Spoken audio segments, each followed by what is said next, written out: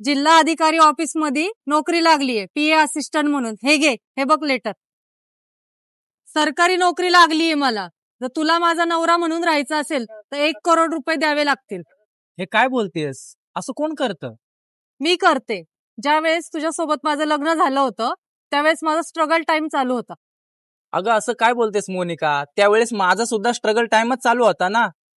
पण आज मी सक्सेस झालीये. आज डायरेक्ट माझी जिल्हा अधिकाऱ्यासोबत ओळख झालीये. तू एक साधा क्लर्क आहेस. जर लोकांना समजलं जिल्हा अधिकाऱ्याच्या पीएचा नवरा एक क्लर्क आहे तर माझी काय इज्जत राहील? मोनिका, नेमकं तुला काय पाहिजे माझ्या पुढे? एकतर मला 1 करोड दे, नाही तर मला डिवोर्स दे. हे बघ, तू जर मला डायरेक्ट डिवोर्स मागितला असता ना तर मी दिला पण असता. पण तुला 1 करोड पाहिजेत कशाला? तू काय तुझ्या नवऱ्याची किंमत लावतेस का? जिल्हा अधिकाऱ्याच्या पीएशी लग्न करण्याची फीच आहे ही. एकतर पैसे दे, नाही तर डिवोर्स दे. म्हणजे मी जो मला 1 करोड रुपये द्यायला तयार होईल त्याच्याशी लग्न करायला मी मोकळे. मला नव्हतं वाटलं तू एवढी बदलशील. अगं काय नाही केलं मी तुझ्यासाठी. घरच्यांशी भांडणं केली, त्यांच्या विरुद्ध गेलं. कशासाठी? तुझ्यासाठी. आज कुठेतरी मला असं वाटतं की मी माझ्या पायावरच कुऱ्हाड मारून घेतो. आज माझा वाईट काळ चालू आहे, त्यामुळे तू माझ्यासोबत अशी वागतेस. पण लक्षात ठेव, टाइम सगळ्यांचा येतो.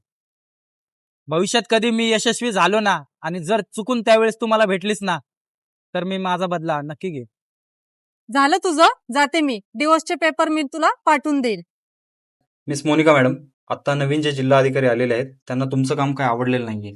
त्यांनी तुम्हाला कामावरून काढून टाकलेले आणि हे तुमचं सस्पेन्शन लेटर.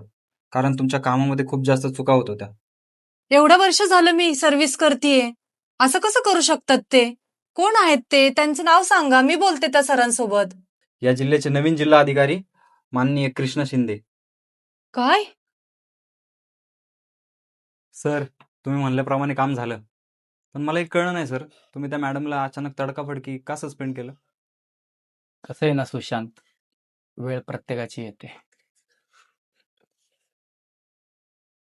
तर मित्रांनो, आजकाल या कलियुगामध्ये पैशाला बघून बऱ्याच मुली नवऱ्यांना सोडत आहेत आणि पैशावाल्यांच्या मागे पळत आहेत. पण त्यांना हे माहिती नाही की वेळ ही प्रत्येकाची येते. तुम्हाला काय वाटतं? कमेंटमध्ये नक्की सांगा.